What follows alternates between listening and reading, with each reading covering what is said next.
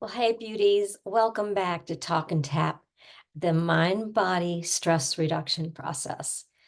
Actually, mind-body tapping is the main modality that I use in my coaching and in my teaching and writing. There's so much more to it, but it is the thing, I always call it the missing piece that brings together everything you've been working on, everything you've tried to do. So many of the women I work with, actually, I want to say all of them, will tell me that have been and are doing everything possible to move themselves forward, to get past this sort of stuckness that they're in. And so many will have perhaps a therapist, they'll do acupuncture, Reiki, massage therapy, yoga, all sorts of other things, to help their bodies and their minds and spirits. Tapping is the missing piece.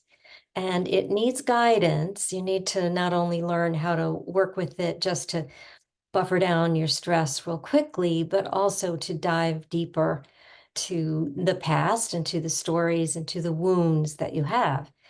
But today, I thought that I would go through the tapping points that we typically use and explain them a little further.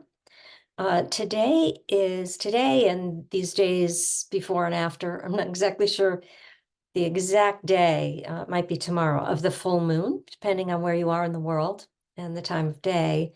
But its power is very effective the days before and the days after. So there's 4 or 6 days of it. And full moon is always about releasing, about letting go of what does not serve you any longer. And whether that is things in the clutter in your house or relationships that you need to really take a serious look at, just things that you know are no longer serving you. And as you work, as we do in helping to improve ourselves and to up level, we often need to let some things go because they just don't work anymore. So think about that as we go into this full moon process and know that, um, first of all, new moons, which comes in a couple of weeks, they're just that cycle that keeps going. In the new moon, we set intentions for what we want in our lives and where we want to go and who we want to be, what we want to become. And each new moon, when we set those intentions, then the full moon is where we can kind of see, okay, that part's not working anymore. I can let that go. So my intentions can grow and spread. So just think about that as I tell you about these tapping points, because each of them helps us release emotion. And the big thing about emotion and energy within us, it's not like we're actually getting rid of this energy, we are moving it. We're moving it from the place of dark, stuck, where it blocks that power that we have within us, and we're moving it into the light. We're getting a new observation of it, standing back and say, oh, no wonder this is happening because that happened before. And just observing without judgment. Uh, it's that non-judgmental curiosity. So thinking about what could be going on within you that is keeping you stuck. It's a energetic block. Whenever you're struggling in any area, in your health, in your money, in your relationships, anywhere, there is an energetic block. As I've talked to you before about that invisible energy system within you, it's like an electrical circuit. And when we use our fingertips and tapping, it's like that. We flip the switch to turn off that fight, flight, freeze, and fawn response, that stress response. So let me get into these points because I keep digressing off. So I'm going to use my notes here. This is a recent advanced class that I've been in, but it's the tapping points. And if you haven't seen my chart, I do have that on my website in the free download with the video about tapping for stress and anxiety. It's a really great video and guide because you can use anything that's going on for you in the script, in the way it's done, and just helps you practice and understand how to do it. So first of all, the tapping points are at the ends of meridians that run up and down the body, and they run down both sides. So we can tap with both hands or with just one. And we can switch. It doesn't matter which one, or if you stick with one, it does not matter. We generally tap through all of the points. Sometimes we can skip one or two, but you can also tap just on one point. This point here, the collarbone point, I'll talk about it again, is one of my favorites because you can kind of go there with your hand on your heart and do this. But it's actually where everything runs through both directions, so you're really getting all of it. So let me start with the eyebrow point, which is where I like to start with the tapping.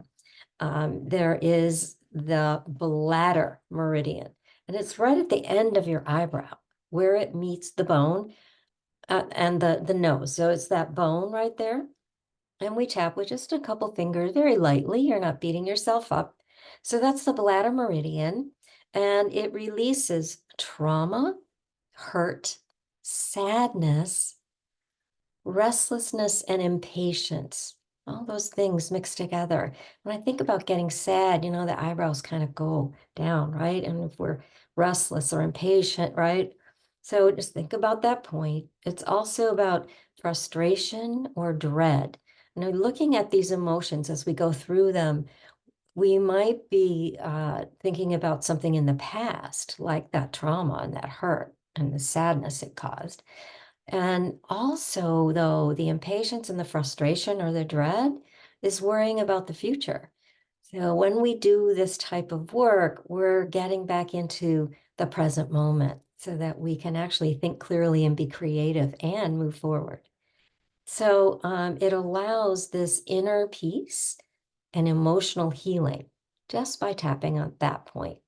So the next one at the side of the eye, right at the end of the brow on that bone, that is the gallbladder meridian.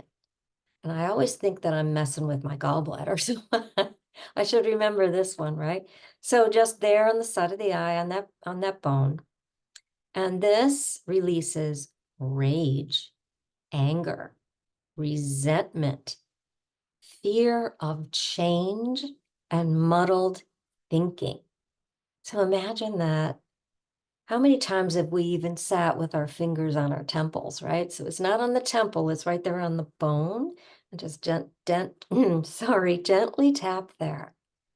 And that allows clarity, compassion for misunderstanding. So you can see how we can literally move that emotion and temper it down. Next one, under the eye, which is right below your pupil, underneath the eye. I know the windows are reflecting in my eyes here, but you can see the center of the eye there. And that's on that bone again. This orbital bone, we're circling around. And this is the stomach meridian. So this releases fear, anxiety, worry, emptiness, nervousness, and disappointment. But it allows contentment, calmness, feeling sage, like all is well. And then moving to under the nose, just above the lip, is the governing meridian. I think a lot of people will call it the governor, right?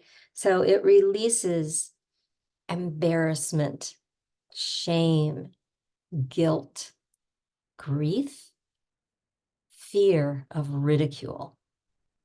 So it's like powerlessness and this fear of failure and the physiological reversals. So it allows self-empowerment, self-acceptance, and compassion.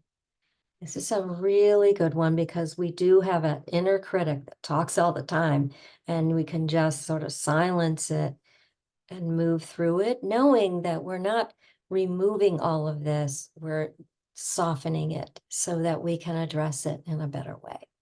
So the next one is the chin point, just below your lips in that little cleft. This is the central meridian, and it releases confusion and uncertainty, embarrassment, shame, and second-guessing decisions. But it allows certainty, clarity, self-confidence, and self-acceptance. And again, that self-acceptance and compassion, right? So we're moving on to the collarbone, and this is the kidney meridian and the adrenals. So that's that bone. You come to these 2 points, and you just come down and out a bit on an angle, that little indentation on either side or both. That's the collarbone point, the kidney meridian, and the adrenals. This is huge. So many women that I've known and have worked with, both in hairdressing and in coaching, have had this issue with adrenal fatigue and just shutting down because they're doing too much and pushing everything down within them and not letting it come up and be expressed. So even tapping without words, this is powerful. And so after the kidney, we have the spleen, which is under the arm. Now that is about 3-4 inches below the armpits, right in the line with the breast, you know, the bra line for us girls. And tapping there is our spleen meridian. And this releases guilt, obsessing, worry, hopelessness, insecurity, and poor self-esteem. Now you can also, if you don't reach across, you can come from under. We teach this to kids. They love it because this is like what monkeys do. So under the arm there again, what that allows is more clarity, confidence, relaxation, and compassion for self and others. This is always coming back to realizing that it's not our fault. We've been through so much and we just have believed what others have put in our heads. So we can allow ourselves to express things this way. So on the top of the head, it's right up here at the crown, and you can kind of circle around up there. This is the 100 meeting points meridian. It releases the inner critic, that lack of focus and gerbil wheel thinking, spinning around.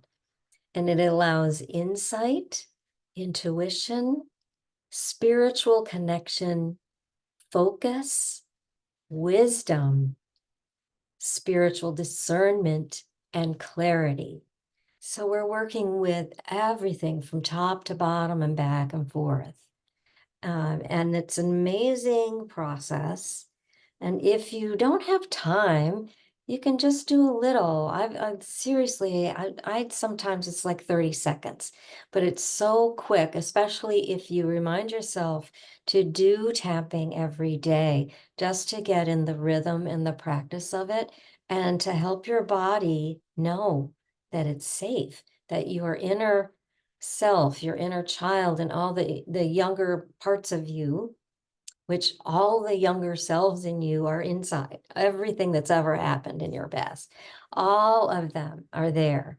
And we just call it that inner self a lot, but it will have a tendency to be triggered into fear very quickly because it's holding all those wounds. It's holding everything that you learned to survive.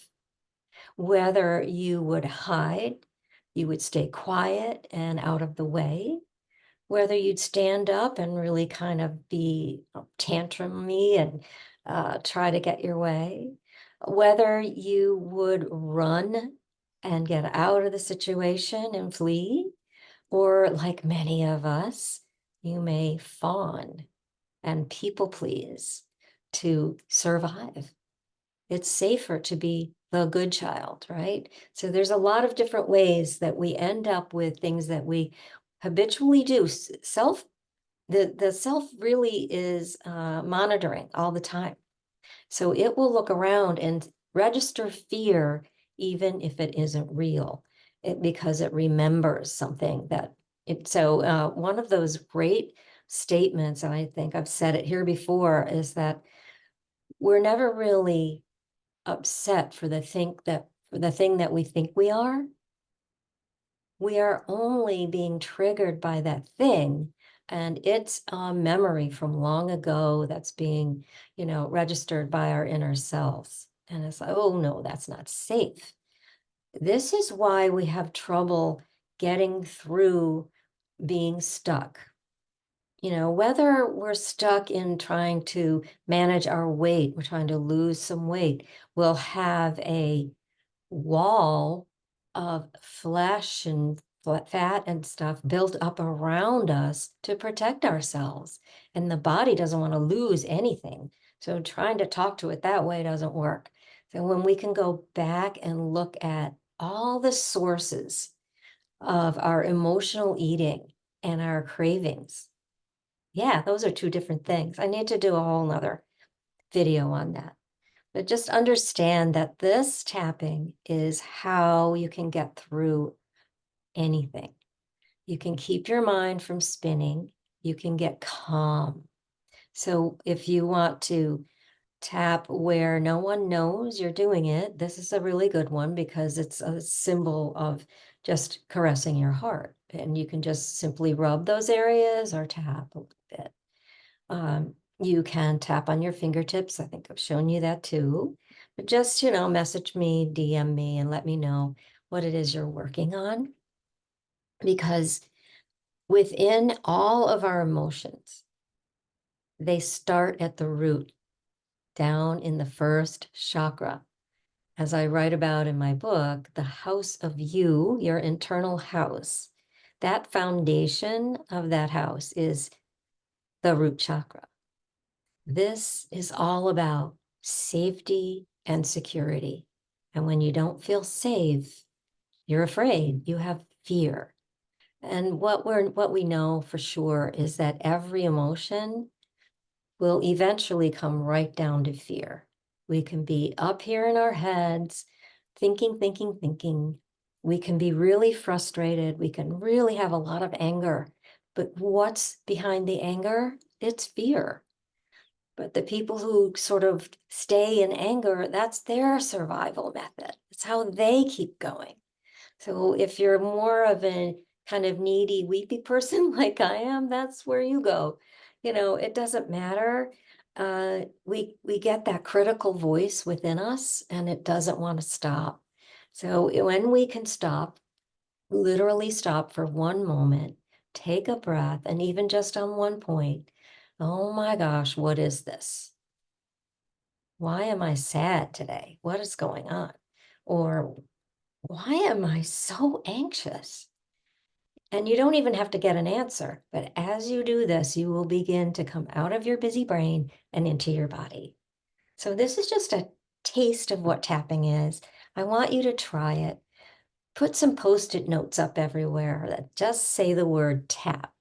Stick them on your fridge, in a kitchen drawer or a cabinet, on your laptop, your computer. Make it a screensaver, in your car, on the dash, whatever, in your purse. If you keep seeing that word, you'll remember, and you can just go, oh my gosh, well, that's really aggravating. I don't want to tap. That's not right. And the other thing that you can do is in your car. This is a really great place when you are frustrated, that you can just take it out on your steering wheel. The side of the hand is tapping points as well.